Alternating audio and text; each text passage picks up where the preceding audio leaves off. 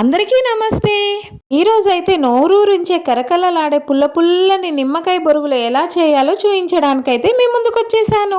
ఇందులో స్పెషల్ ఏంటంటే మధ్యలో పచ్చిమిర్చి వస్తాయి కదా అండి, అది అలాగే నోటితో కొరుక్కొని తినేస్తూ ఉంటే అస్సలు కారం వేయదు, చాలా టేస్టీగా ఉంటాయి. ఇది ఎలా చేయాలో చూసేద్దాం రండి. కావలసినవి నిమ్మకాయలు, పచ్చిమిర్చి, కరివేపాకు కూడా తీసి పెట్టుకోండి, నేను వీడియోలో చూపించడం మర్చిపోయాను.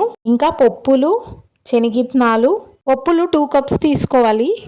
ఇంకా కొన్ని సపరేట్గా పప్పులు కూడా తీసుకోవాలండి. దాని తర్వాత బొరుగులు తగినన్ని తీసుకోవాలి. ఉప్పు తగినంత, చక్కెర కొద్దిగా. నేనైతే పప్పులు ఇంకొన్ని సపరేట్ తీసుకోవాలని చెప్పాను కదా అండి, అది మిక్సీలో వేసి ఇలా పొడిగా అయితే చేసుకొని పెట్టుకోవాలి. కొద్దిగా పప్పులు కావాలి, కొద్దిగా పప్పుల పొడి కూడా కావాలి దీనికి. సో 2 రెడీగా అయితే పెట్టుకోండి. తర్వాత శనగిత్తనాలు అయితే వేయించుకొని దాన్ని తుప్పు తీసి ఇలా నేను చూపిస్తున్నట్టు సపరేట్గా తీసి పెట్టుకోవాలి. టేస్ట్ అయితే చాలా బాగున్నాయి, కానీ ఇల్లంతా పందిరేసింది మా మోక్ష.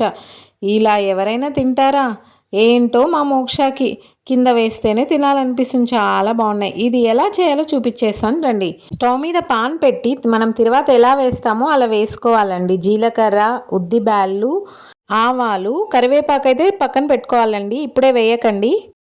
పప్పులు వేసుకొని కొద్దిగా అలా మిక్స్ చేసుకోవాలి. కొద్దిగా నూనెలో అన్ని పప్పులు కలిసి ఫ్రై అయ్యేలాగా మిక్స్ చేసుకోవాలి. ఈ వీడియోకి ఒక లైక్ చేయడం మర్చిపోకండి. కొద్దిగా స్టవ్ని అయితే తగ్గించుకోవాలండి, మాడిపోతాయి తొందరగా. దాని తర్వాత కరివేపాకు వేసుకోవాలి. దాని తర్వాత కరివేపాకు తర్వాత తుప్పు తీసిన శనగిత్తనాలు ఉన్నాయి కదా, అది వేసుకోవాలి. అది వేసుకున్న తర్వాత బాగా వేయించుకోవాలి. ప్లీజ్ సబ్స్క్రైబ్ లక్కీ మోక్ష ఛానల్. వేయించుకున్న తర్వాత తరిగి పెట్టుకున్న పచ్చిమిర్చి ఉంది కదా, నేను చూపించాను కదా స్టార్టింగ్లో పచ్చిమిర్చి కావాలని, అది తరిగి వేయించుకొని సో ఇలాగా వేయించుకోవాలి. పచ్చిమిర్చి మర్చిపోకుండా ఇలా ఇప్పుడే వేయండి, స్టార్టింగ్లో అయితే వేయకండి, లేదంటే చిటపటలాడుతుంది, టేస్ట్ కూడా బాగుండదు. తర్వాత నిమ్మకాయలు, 2 నిమ్మకాయలు ఇంకొక కప్పులో ఇలా నుజ్జంతా తీసేసి జ్యూస్ అయితే చేసేసుకున్నాం.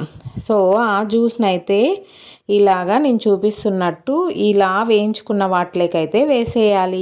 నార్మల్ తిరువాత బొరుగులు అయితే చేస్తూ ఉంటారు, అప్పుడప్పుడు ఇలా నిమ్మకాయ బొరుగులు చేసుకొని తినండి, చాలా టేస్టీగా ఉంటాయి, చాలా రోజులు కూడా ఉంటాయండి ఇవి. ఏంటంటే బాగా మిక్స్ చేసుకున్న తర్వాత నూనె అంతా పైకి తేలుతుంది. దాని తర్వాత కొద్దిగా తగినంత ఉప్పు, తగినంత చక్కెర, 1 స్పూన్ వేస్తే చాలండి, చక్కెర ఎక్కువ వేయకండి.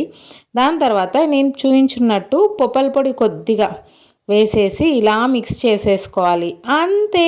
దాని తర్వాత బొరుగులు వేసేయడం, ఇలా మిక్స్ చేసేసుకొని అన్ని బొరుగులకి అంటేలాగా ఇలా మిక్స్ చేసుకోవడం.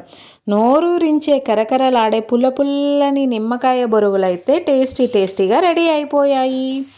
ఈ నిమ్మకాయ బొరుగులు మీకు కూడా నచ్చినట్టయితే మా ఛానల్ని అయితే ఫస్ట్ టైం చూస్తుంటే సబ్స్క్రైబ్ లక్కీ మోక్ష ఛానల్. అమ్మ చేత్తో ఏది చేసినా చాలా రుచిగా ఉంటుంది కదా అండి, చాలా టేస్టీగా అయితే ఉంటుంది. నేనైతే నిమ్మకాయ బొరుగులు చేస్తాను, కానీ ఎప్పుడు ఏదో ఒక ఫ్లాప్, ఏదో ఒక మిస్టేక్స్ అయితే చేస్తాను. అందుకే నాలాగా మీకు కూడా మిస్ కాకోకుండా ఉండాలని ఇలా రెసిపీ అంతా వీడియో తీసి అయితే పెట్టాను. ముందుగా మా ఛానల్కి అయితే సబ్స్క్రైబ్ చేయడం అయితే మర్చిపోకండి. Thank you, bye.